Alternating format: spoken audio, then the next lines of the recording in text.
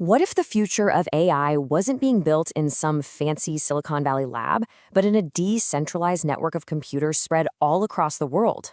Well, today we're diving deep into Bittensor, a project that's aiming to completely change how we build, how we access, and ultimately, how we own artificial intelligence. Okay, let's just get right to it. As AI gets more and more powerful, who's really in the driver's seat here? Who gets to set the rules? And maybe more importantly, who gets to cash in on the rewards? Right now, the AI landscape is pretty much run by a handful of tech giants. They've built these walled gardens. They're closed, they're controlled, and they are the gatekeepers. Bittensor is coming in with a totally different idea, a completely open, permissionless marketplace where the best ideas win, not just the companies with the best connections. It's a vision for an AI future that's driven by the market and resistant to censorship. So what is Bittensor exactly? Well, at its core, it's an open source protocol that's creating this huge peer-to-peer marketplace just for machine intelligence. Just picture a sprawling digital bazaar where anybody from anywhere can offer up their AI model. And if that model brings value to the network, they get rewarded for it with a crypto token called Tau.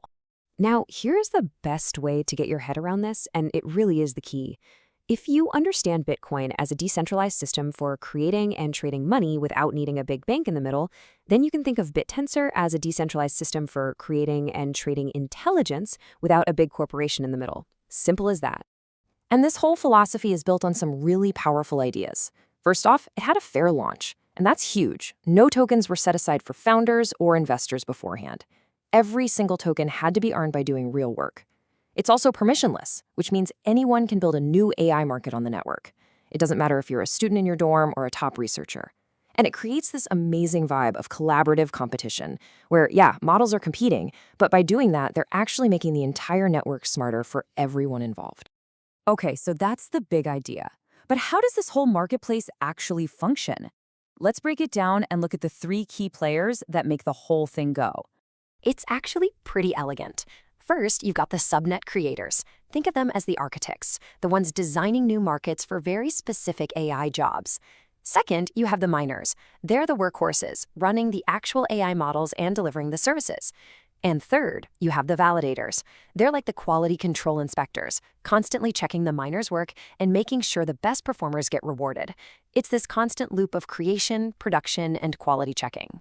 Now, those markets that the architects design, they're called subnets.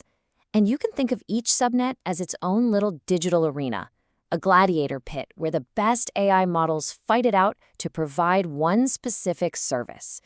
And that service could be anything, from generating text like a chatbot to offering decentralized data storage or even trying to predict the stock market.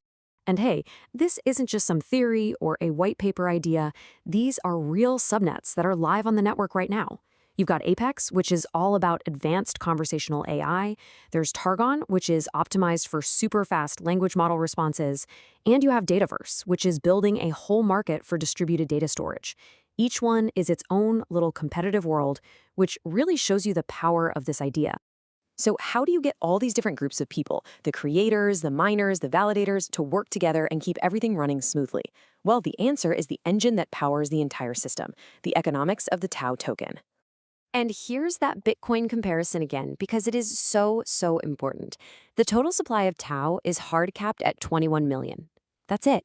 Just like Bitcoin, this creates digital scarcity, and it's designed to make sure the token holds its value over the long run. There will never, ever be more than 21 million Tau. Full stop. And check this out. This shows you exactly how the rewards are split up inside each of those subnets. It's a really well-balanced system. So 41% of the rewards go to the miners who are doing the actual work. An equal 41% goes to the validators for making sure the work is high quality. And the last 18% goes to the subnet owner, the person who created and maintains that market in the first place. It's a perfect system to give everyone an incentive to help the network grow. And to drive that scarcity even more over time, Bittensor has these things called halving events. Again, just like Bitcoin. The rate that new TAO tokens are created gets cut in half, about every 4 years. The very first halving is set for late 2025, and it's going to slash the new daily supply from 7,200 all the way down to 3,600. This whole thing is designed to make the existing tokens more valuable over time, which rewards the early birds and long-term believers in the project.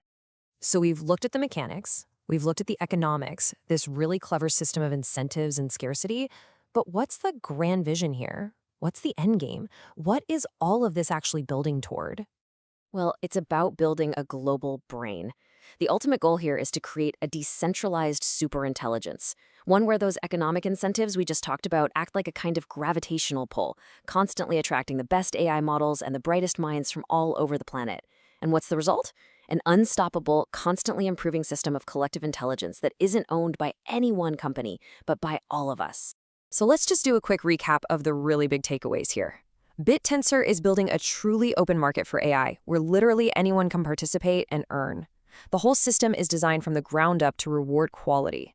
It's got a sustainable, deflationary token model that's built to last. And most importantly, it's all pointing towards a future of collective ownership, a future where the incredible power of AI is in the hands of the many, not just a few. Which really leaves us with one last massive question to think about.